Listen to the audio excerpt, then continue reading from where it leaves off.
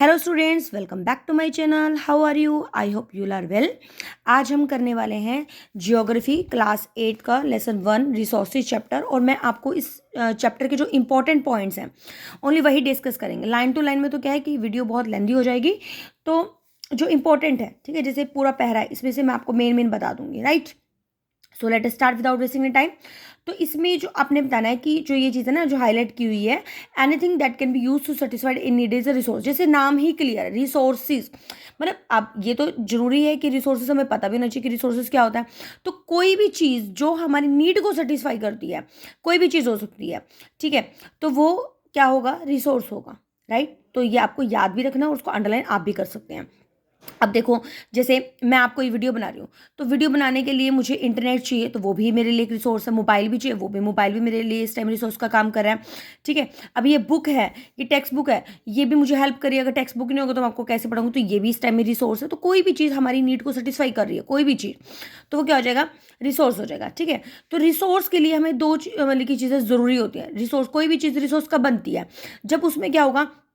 Utility होगी, मतलब उसकी यूजिबिलिटी होगी, जब वो चीज़ यूज़ में आ रही होगी, ठीक है, किसी भी सब्सटेंस का यूज़ हो रहा होगा, उस सब्सटेंस का कोई फ़ायदा होगा, तभी वो रिसोर्स होगा।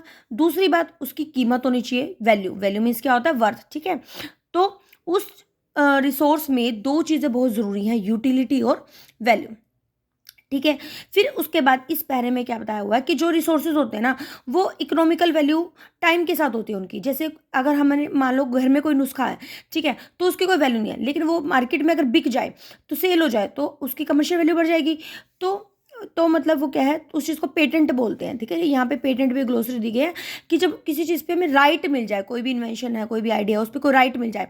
मान लो जैसे अभी इसमें ग्रैंड माँ का एग्जाम्पल दे रखा है, रेमेडी बनाई उसने, तो वो रेमेडी जब पेटेंट हो गई, उसकी कमर्शियल वैल्यू बढ़ गई, राइट।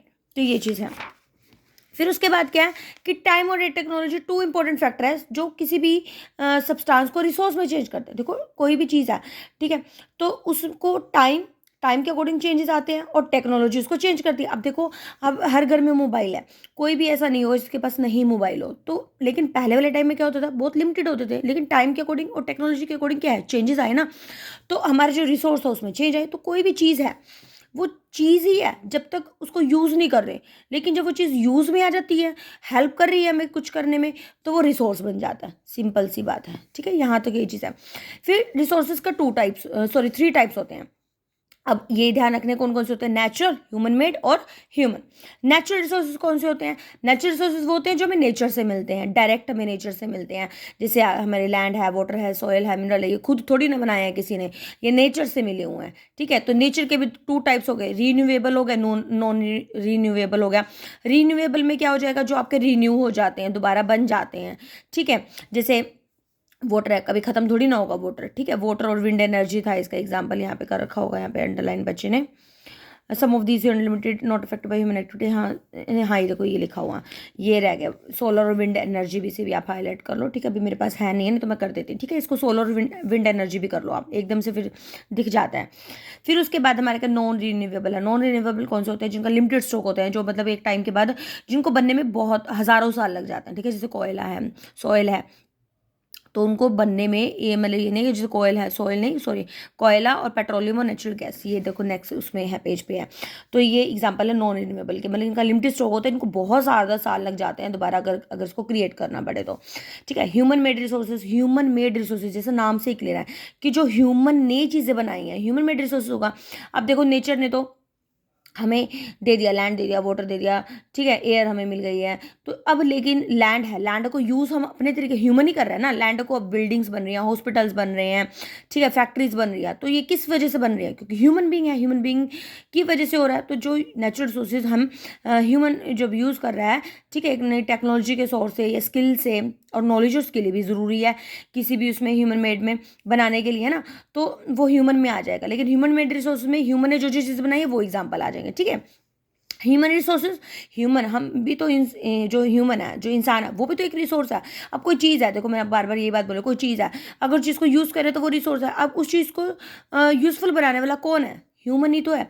तो जो पीपल हैं वही एक बेस्ट मतलब उसका यूज़ कर सकते हैं, और उसके लिए नॉलेज स्किल चाहिए उसको करने के लिए, क्योंकि बिना नॉलेज और बिना स्किल और हेल्थ भी है आगे पेज पे, तो वो हेल्थ भी चाहिए हमें करने के लिए, तभी कोई चीज़ है रिसोर्स बन पाएगी। ठीक है जी। फिर उसके बाद हमारा क्या है, ह्यूमन रिसोर्स डेवलपमेंट। ये भी अच्छा कॉन्सेप्ट है।